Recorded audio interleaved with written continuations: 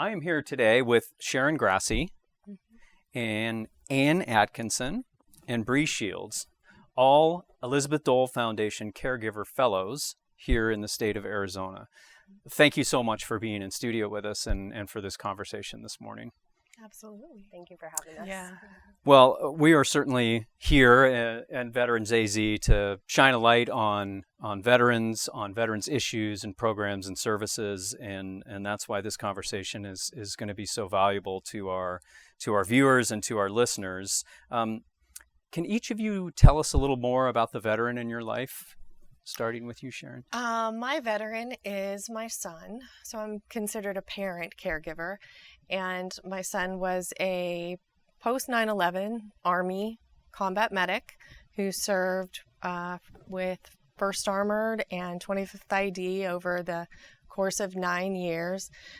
He had 2 tours in Iraq and 1 in Afghanistan, and now has multiple injuries that accumulated over the course of his deployments and time in the military. Multiple concussions.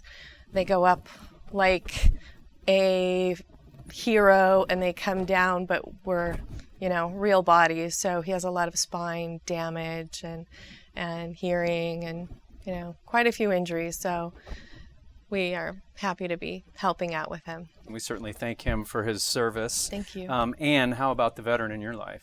I care for my husband. He's also post 9/11. He served in the Marine Corps.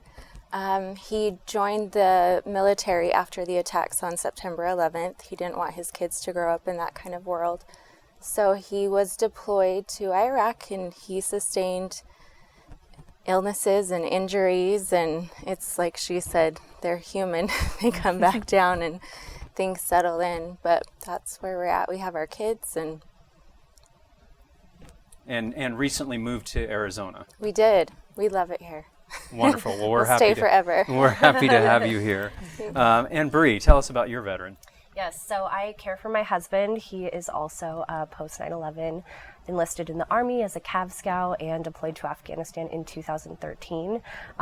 Just like my fellows here, he has multiple injuries, some visible and some invisible. So we have great family support and friends that just lift us up and help to make new adaptations to life. So. Well, maybe we can talk a little bit more, and we'll start with you this time, Bree.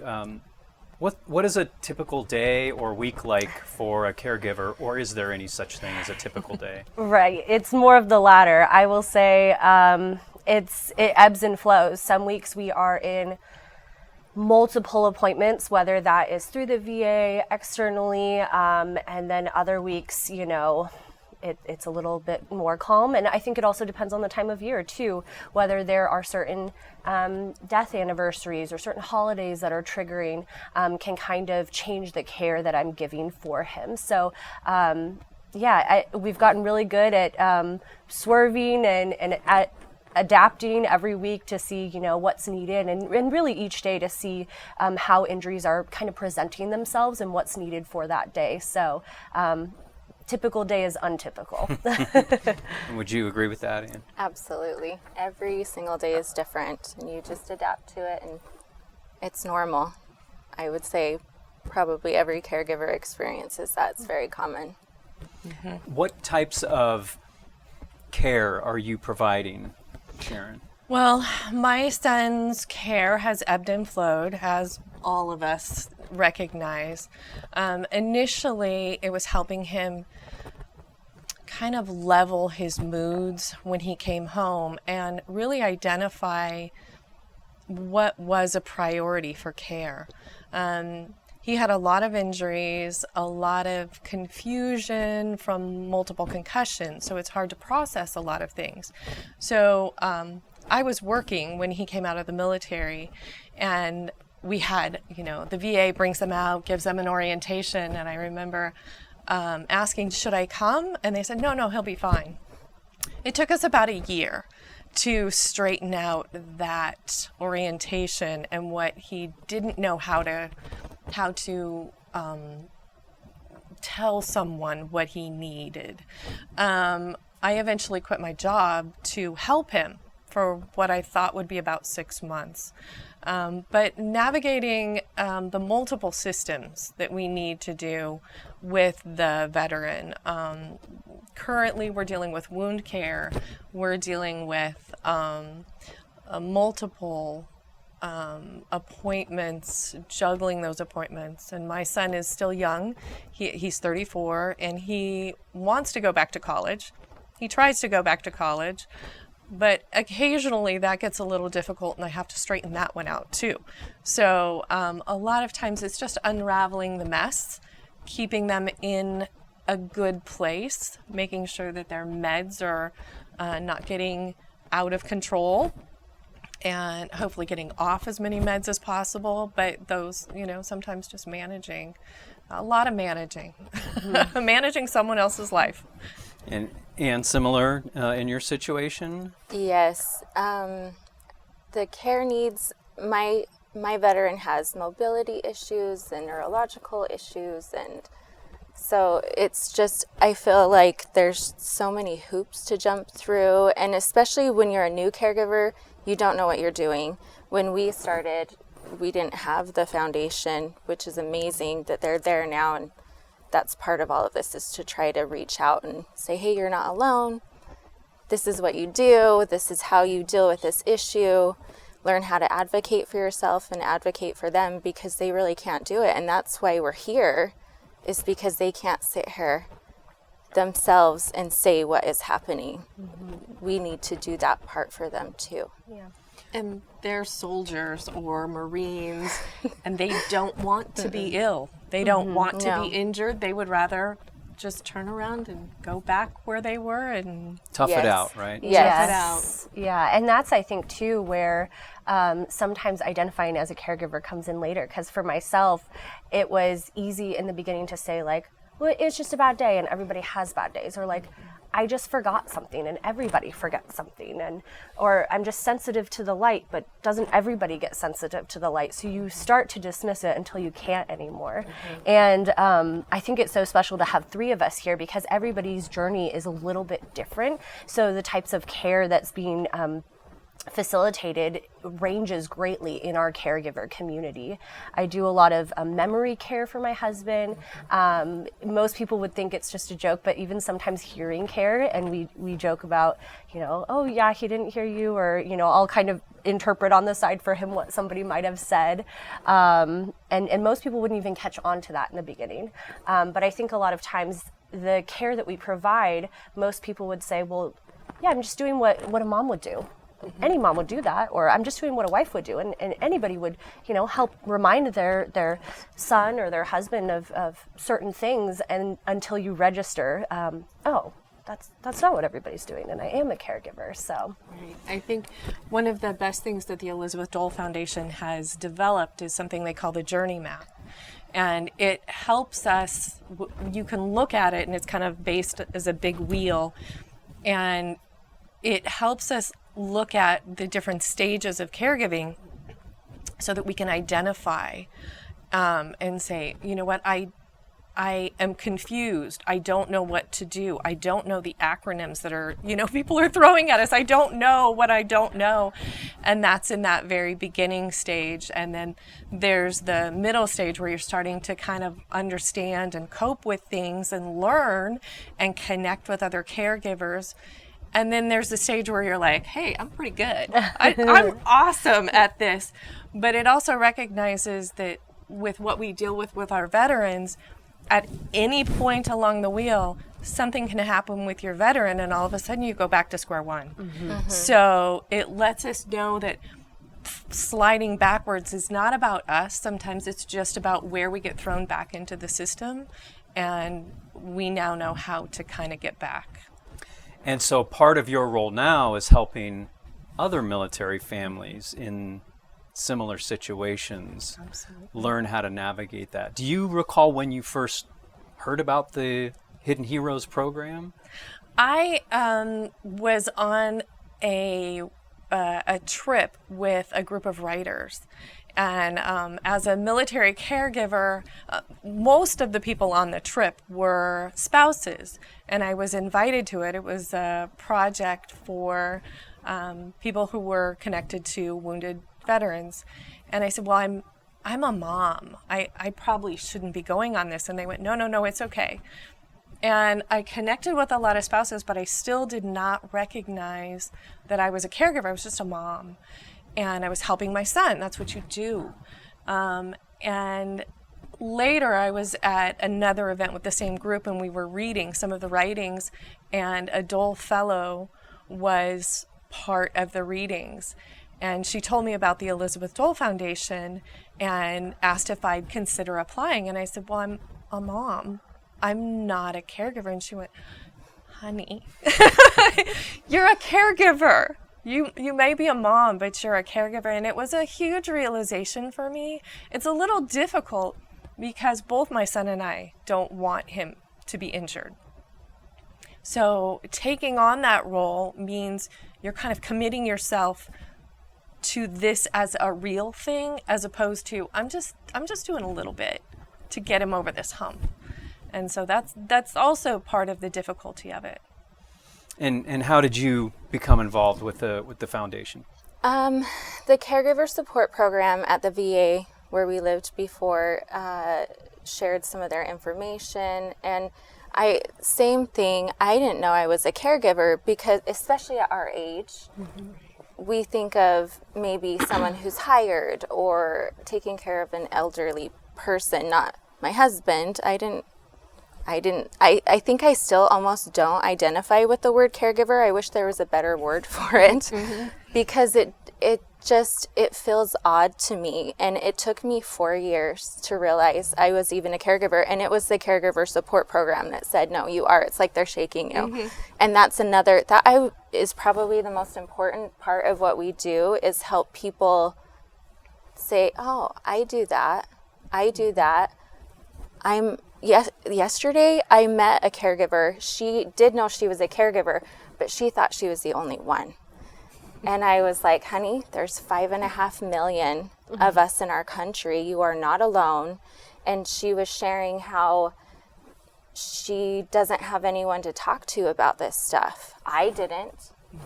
People don't understand it. And so it becomes very isolating, and you're alone. And that's, again, there's so many facets to the Elizabeth Dole Foundation, but there's a community that you can come in, and on Facebook, we're all over the country, you can post a question that you would just have no idea, and you have 50 people who know the answer. You're not alone anymore. And that's why it's so important to identify yourself and get plugged in with this giant community, because you aren't alone. And Bree, would you say that's the biggest value behind the foundation, is the connections? Yes. So people will ask me a lot, like, what has helped your husband the most? And I think that people are looking for an answer, like a certain type of therapy. And I always say it's people.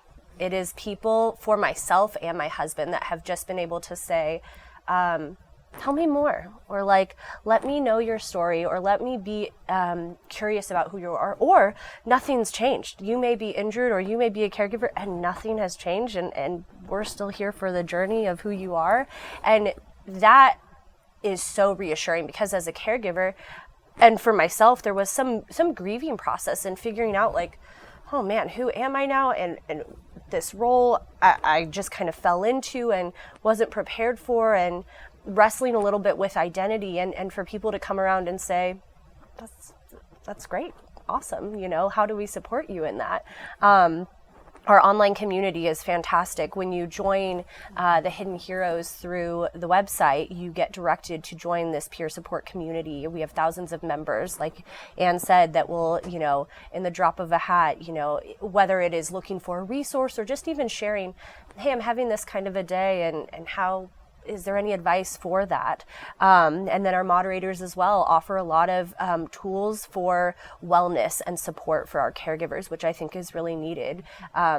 Like Anne, I meet so many people who say, I didn't know anybody else was out there. I didn't see anyone like me. And I was fortunate and unfortunate in the sense that I have a sister-in-law who is also a military caregiver. So I had at least her, who I knew, was caregiving as well, but I didn't know anyone else who looked like me. And so to step into this community with people who are just on the same journey was a release, a weight was lifted. And I see that in so many people's faces when you say something to them like, hey, there's more of us out there. There is. And that's a cool moment to let people know, okay, I'm not the only one here, and I'm going to have support. I talked to a couple of veterans a few episodes ago who are active in the PTSD Foundation. And they advised that probably the most challenging step for a veteran in that situation is just that first call.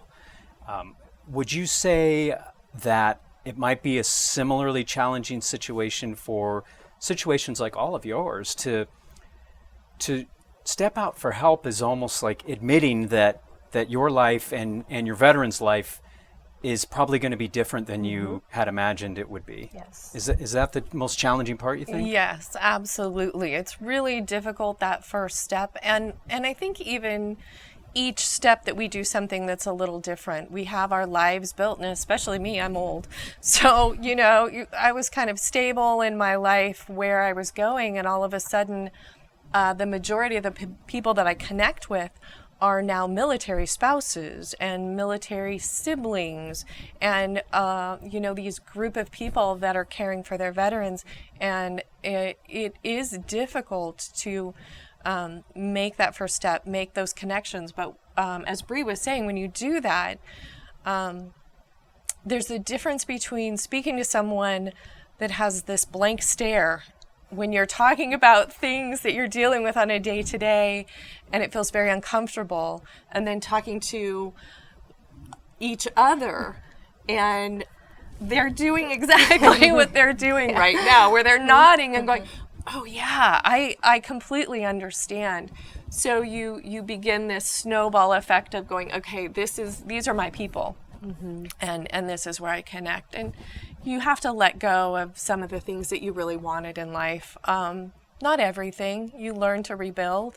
I love my life now. It's not what I expected, but I'm absolutely happy to be in the circles that I'm in. Anne, do you think there are adequate resources and programs out there for caregivers and for our wounded and injured veterans? No, I don't. That's the short answer. The VA does have some great programs. What they have is amazing. We need more. We need better access to those programs. We just spoke on this maybe a month ago. A lot of community caregiver programs, meaning civilian side, assume that the VA takes care of everything for our veterans and for us as caregivers, and it's just not true. There's, we have the isolation issue. People aren't self-identifying. We could go on and on about the devastation to our careers is just, it's blown. So what are we supposed to do? And there's this program at the VA that we may or may not continue to qualify for. So like my veteran requires 24/7 around-the-clock care. How am I supposed to go get a job? And I'd love to work. I miss it. That's Sharon was talking about getting derailed. We miss those things, and so does my husband. He wants to go back to work too. It's just not an option, and so we need classes, we need training, we need validation, even just in our own community, to have somebody nodding their head and understanding, because people don't get it, and that's okay. And when we first start out, we don't know what we're doing at all. And we need, I think it's important, the biggest thing for the community is to recognize what a caregiver is, so they can say, hey, you are a caregiver. That's what you're doing. Here's these resources. And that's why events that we're doing coming up and things like that, and having the community there so they can recognize it and help each other and support each other. So yeah, we definitely need more. Yeah. And I think too, just what I tend to share with people and try to help people in the community do is, for the veteran resources that are out there, I'm not looking to reinvent the wheel. I just want to expand on what you're already doing, because what I've seen personally with veterans, a variety of veterans, is kind of this cycle of a veteran accesses a resource and then enters back into the family, but the family's not resourced. And so they kind of fall into maybe some old habits, or healing hasn't happened as a whole. And then they kind of go back to square one. Whereas if we can get the family and the veteran in the beginning, the resource actually goes a lot further, and maybe even the return to resource decreases or is maximized in its effort. And so if we can expand that to also reach families, I think greater healing can happen for the veteran. I was just going to say, I think that family transition is the thing that the greater community doesn't recognize, and sometimes we don't recognize too. We talk about the military veteran, the veteran transitioning out of the military, but that wounded veteran that transitions into a family that hasn't transitioned. Yeah. We don't know what we're doing. And the community can help us. Yeah. I know I've had neighbors that have noticed that we're having a bad week, and they've taken their lawnmower and come over into my yard, or pulled trash out for us, or done something. So you, at any level, a corporate level or just your neighbor, you have, most people have caregivers in their community. Just recognize that and say, hey, if you're having a bad week, let me know. Yeah. And I say too, like, one of the easiest things that people can do is resharing a resource. A lot of people are on social media, they see a resource, they may think, I'm not a caregiver, I don't have a veteran in my life, not for me.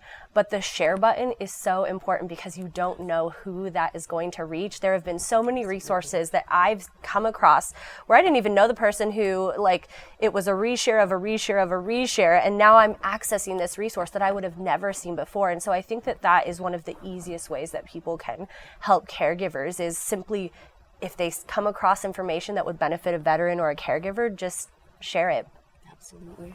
And that's what you're all really doing now as caregiver fellows, correct? Can you talk a little bit more about your role as a fellow here in Arizona? As a fellow in Arizona, I think I started before these two did. I'm older, but that really has nothing to do with it, with the Dole Foundation. But I started in 2018. There had been a few fellows before me, but we were just starting to establish, what do we do in the States? As I came in, I tried to really connect with other caregivers in our community, caregivers within the VA system, so that we could start sharing Arizona resources, getting together. We have an Arizona Facebook group, and we all talk about Facebook groups. Part of that is we're sharing and talking about someone else's medical condition, and we're not really sharing those medical conditions, but that's basically what we do, and you can't do that in an open forum. So it becomes this very isolating thing until you can be in a community where you can share that information. Now we do events. We're getting ready to do the Hidden Heroes 5K together. So we now have fellows that are working together, and that is a resource fair, and Bree's in charge of the resource fair portion of it, and Ann is doing a lot of the logistics, and I'm kind of helping coordinate all the little details. So that we can get together, and that's something that has blossomed out of our Scottsdale Hidden Heroes cities, which has been just a blessing to have our communities start to learn how to support us. And I'll ask you, is there something you know now that you wish you had known when you started this journey that maybe you can help someone else skip to that step of the process? A billion things. Right? If I had to pick just one, it's that you're not the only one. And there are people like you who understand, and you just need to learn how to ask for help. And it's okay. And accept that. Yeah, and things are different now, and it's okay. You're happy. You just said that. We're happy. You just have to learn how to live around it and find your happiness inside of all of the tornado and chaos of everything. And there's a lot of tornado and chaos All the time. But it's okay. It's okay. Same question for you, Bree. Yeah, I just adding on to that, the rain isn't constant always, the sun comes out and it's, a good day. And so I think that just something we've already touched on is getting connected to not only resources, but people. And so that's why with the Elizabeth Dole Foundation, there is that community aspect with our online community, but then we have a ton of resources as well. And I think that from a military member and then also a family perspective, they kind of adopt that, like, I'm just going to tough it out, and I'm maybe not going to accept the help. I'll leave that for somebody else. And it's okay to, take part in our respite program or take part in our online caregiver courses so that you can keep going on. Because that's the biggest thing I think I learned was when my husband was first injured, we kind of realized the scope of his injuries. It was just the whiplash tornado. It was hard. And so my method was just, okay, I'm organized. I'm just going to go to town and organize everything. We'll just, do X, Y, and Z and it'll be great. And I was really burnt out. I was extremely burnt out, and I realized that when I started to care for myself or accept some of those other resources, the care that I gave my veteran drastically improved. And so just a reminder for caregivers to, find those moments for themselves, accept the help that's out there for them, because it's out there so that they can continue to support their veteran well. You've all done a great job talking about the challenges, of course. Has there been any rewarding parts of this? Oh, absolutely. I think it's rewarding to be able to conquer this thing called caregiving. And I don't know if we'd call it total conquer, but at least become comfortable with it. Becoming a fellow is unbelievably rewarding. I was a fellow prior to COVID. So I've had a little bit more fun as a fellow. I got to go to DC and work with congressmen and senators. I was able to work with Senator Sinema and Congressman Biggs on the Teen Veteran Caregiver Act, which was turned into law last year. So that was really, really rewarding to see a pain point. That law came out of a lot of caregivers not being identified within the VA. So consider if you hired a secretary and you said, okay, everybody needs to call my secretary. And then everybody that called your secretary said, no, I'm sorry, I can't talk to you. I need to talk to you. And that law says, no. They need to put the caregiver's name in the veteran's record and recognize the caregiver. And then if the caregiver is dumped off of the program at the VA, they also need to be provided records of why they were removed. So it comes out of these pain points that we've found from connecting to caregivers in our community, and we've brought them to a congressman and a senator to build something that has now become law. So, and that's just one of so many wonderful things. And then watching my son do well, that, is at the center of everything. It doesn't matter what I do if he's failing. So to watch him progress and grow, that's the best part. And what about you, Ann? My favorite part of my day is seeing my husband happy. He's just so happy, and I am a good caregiver now. I wasn't in the beginning because I didn't know what I was doing, but because of the foundation and because of this program that the VA does. It's called Whole Health, and they're bringing it to caregivers the beginning of next year. I'm so excited. It's life-changing. I could go on and on about it, but those kinds of things are so rewarding. And it just, I think underneath all of it is that we're happy. Even though this isn't what we expected, we're happy, and that's rewarding. And I love that I can do something, make lemonade out of the lemons of those first few years, and that's what the foundation has given us the opportunity to do, is do something with those pain points. Right. Instead of just talk about it, we're actually doing something about it. What about you, Bree? Any something rewarding you'd like to talk about? I think just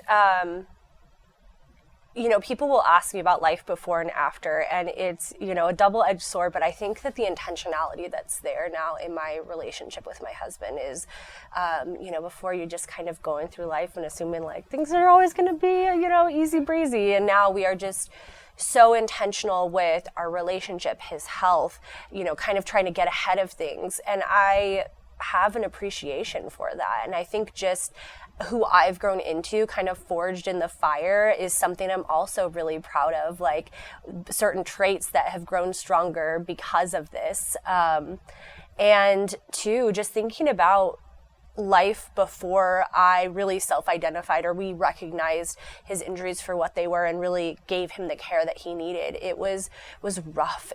We were in a really rough season, and just to look at where he has come from, and now with me sharing my story, him being willing to share his story with other veterans and kind of, have this acceptance for them when they're new on their journey is just, it's so cool to see this kind of full circle moment. So.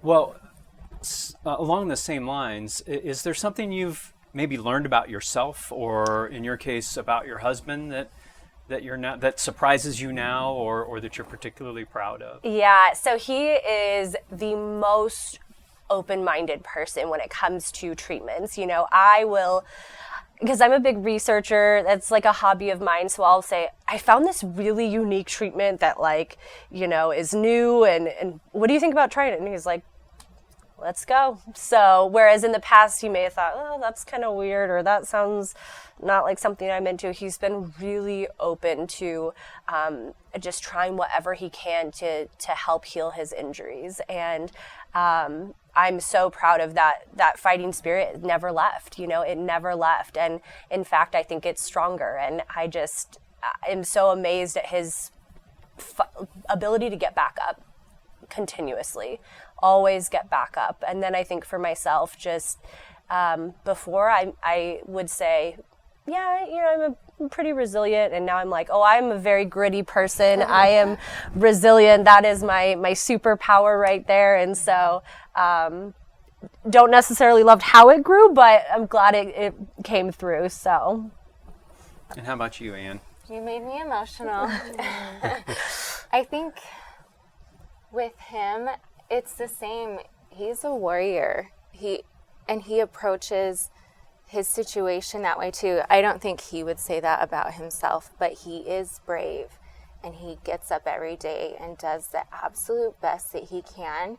And I just am I would complain all the time if it were me in that situation. He's happy, he's silly, he's teasing the kids, he's running around with the dogs when he can.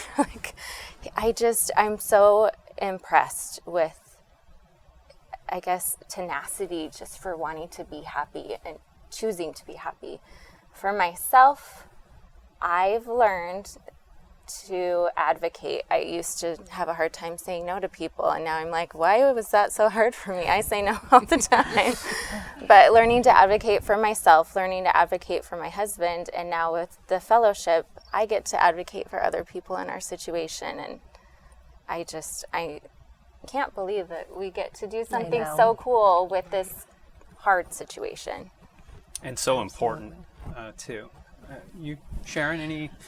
Insights. Well, again, I'm old. So when I came into this role, I'm a technical person. I'm not a nurturer. And I recognize that. I come from a family of medical people that are nurturers. So I chose not to be a nurturer. And I now call myself a closet nurturer. I am coming out of the closet with these nurturing skills that I didn't realize I had or wanted. And, we're growing. My son is learning to accept my version of nurturing, and we're learning to be that different kind of family, because normally, as a parent, you want your children to become independent, and we're learning to grow into this non-nuclear family kind of thing where we become more friends / family / whatever.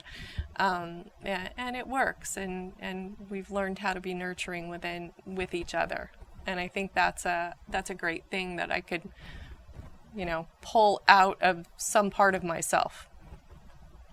And I think too, just with that, like redefining what society says is strong, or what society says is a caregiver, or what society says is a family. I think the caregiver community just flips that on its head and says, Absolutely. there is not a one path fits all for what a soldier should be, or what a caregiver should be, or what this type of injury should look like. And I think that we get the honor of kind of changing the script up a little bit when it comes to Absolutely. those kinds of things. Mm-hmm. Is there anything on the horizon, any particular initiatives or issues that you all are working on or looking to tackle in the near future? Well, right now we are all working to try to understand where we fit within the VA system. There have been a lot of changes with what's called the Mission Act, and with that came a lot of changes within the caregiver program of the Mission Act, and that we are all considered legacy caregivers, meaning we've been in the program. Our veterans have been part of the VA and needed a caregiver for, I'm at 6 years, and many of us have been doing this for quite a few years. And so I'm at that point where if we're not part of the program, which does have some stipend support so that we can stay home, then we are working with the foundation to try to help employers understand how to hire us. It's difficult. When I was working, and one of the reasons I quit working was because I was that person that was always standing in the hall talking on my phone to the VA, to a provider, to an administrator, to my son, and you get those looks from employers like, oh, you're in the hall talking on the phone again. Why are you doing that? It's like, well, I can't talk at my desk because I'm talking about medical issues. And so those kind of things are really something that we're focusing on. If we do have to work, we have to have this modified version of work, which work from home is great. Work at a varied type of employment is wonderful. Working like normal, like we don't have this other life at home, is just not an option. Mm-hmm. And so that's something that I'm really grateful that the Dole Foundation is taking kind of the lead on. Just to add to that, we were talking about that yesterday, I think. In the workforce, they have to accommodate people's disabilities. As caregivers in the workforce, we need them to accommodate our veterans' disabilities. So just adding, absolutely, that would be our ask. If anybody wants to hire, please. Another program that we're working on is called Campaign for Inclusive Care. The Elizabeth Dole Foundation partnered with the VA to create these training modules, and it sounds complicated, but it's not. There's 4 modules. They're short. You can break them up. If you're a nurse or a doctor, you can get 2 hours of continuing education credits for it. But it teaches you what a caregiver looks like, how to talk to them. Like, we've had situations where a provider's talking to our veteran, and we're just so used to helping.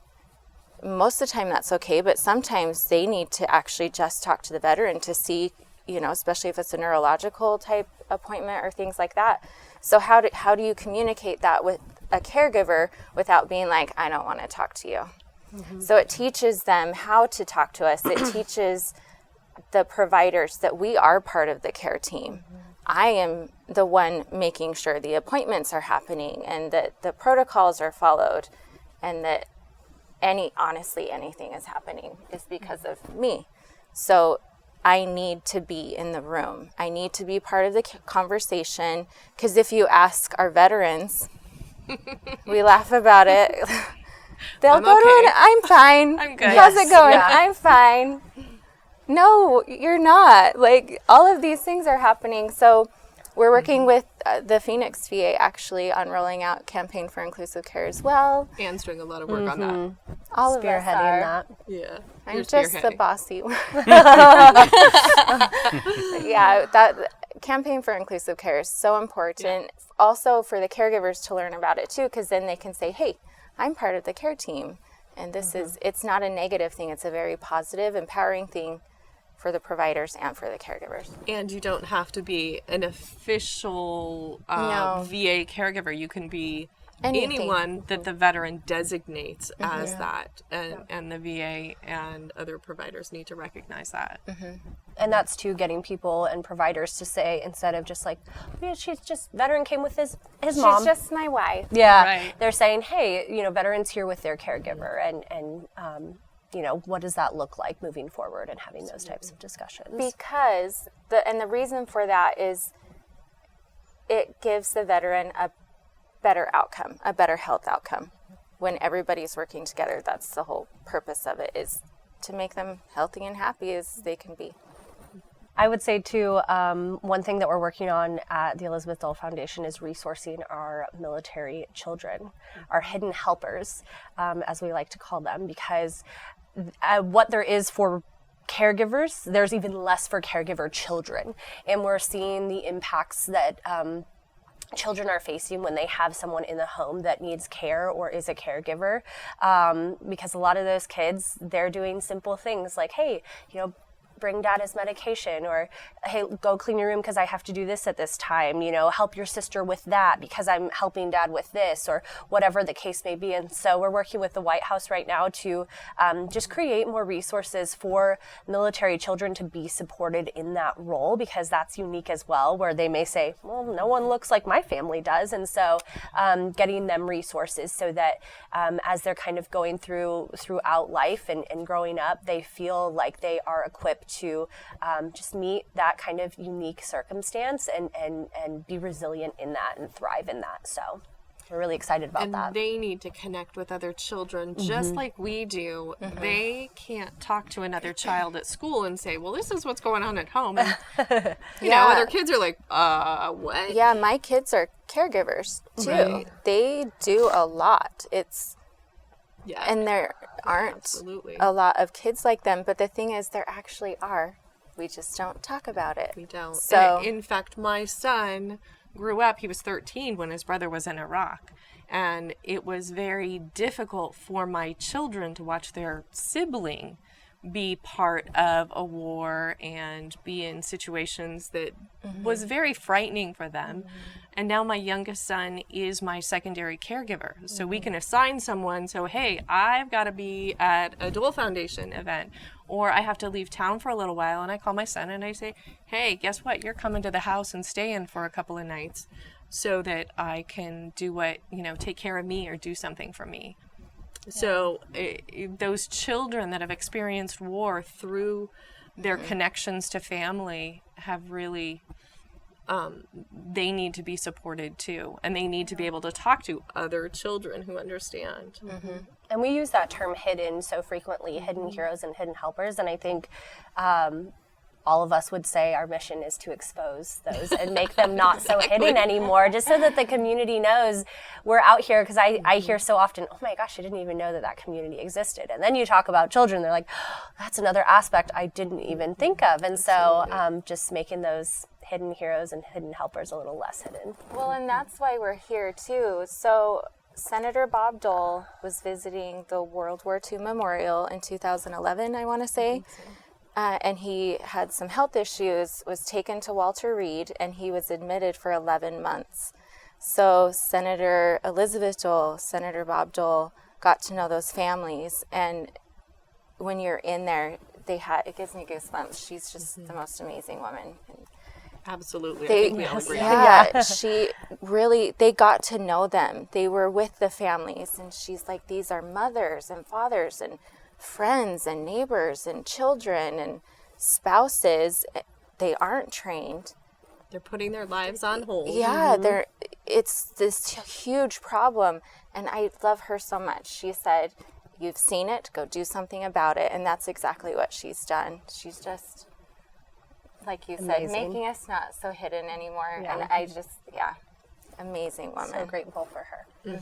So what should someone who's watching or listening, who maybe the light's going on for them, say, oh, maybe I'm a caregiver, or I had no idea there were other people with these same challenges. What should they do? Is there a resource that they should reach out to as a first step? Well, first of all, if you are handling appointments, if you are emotionally supporting someone, if you are making sure they take their pills, it doesn't have to be this catastrophic injury that you can see, that you're physically doing things. If you're paying the bills, if you're juggling things for another person, no matter your relation to them, you're a caregiver, honey. You just are. So I would say go to hiddenheroes.org, and that's the foundation website for caregivers. Sign up with them. They do checks to make sure, so it's very solid that you're in this group that are caregivers. You don't have to be in the VA caregiver support program. No matter how you're touching this with your life, you're a caregiver, and we're here to support you. And then you get plugged in. I'm not a Facebook person, but I have it just for this. You get plugged into it's called the Hidden Heroes Caregiver Community, and that's where all those thousands of amazing people come together and really support each other. What are the other resources you think? Even on the website too, I would say the website is the main hub because they have tons of resources that you can search by too on the website. There's a tab on there that says resources, and they list all of the caregiver resources that they've kind of vetted and put their stamp of approval on. And that's the biggest thing, is not only are you joining community, but now you're getting tons of resources that are unique to what you need, instead of just saying, well, all we have is respite. It's like, here's 40 plus, and that's being modest with the resources that are listed, resources that you can access for what you need. And so I would echo that in terms of you get the community and you get the resources, which is, the best part. So. Right. And I think too, as all of us have somewhat recognized, we don't always recognize it in ourselves. So as a community member or someone who is a manager, you're working with people and you recognize, hey, this person is constantly leaving work to take care of their veteran. Or my neighbor, I haven't seen them for a week and I know that their veteran lives with them. Reach out and say, hey, did you know that you're a caregiver?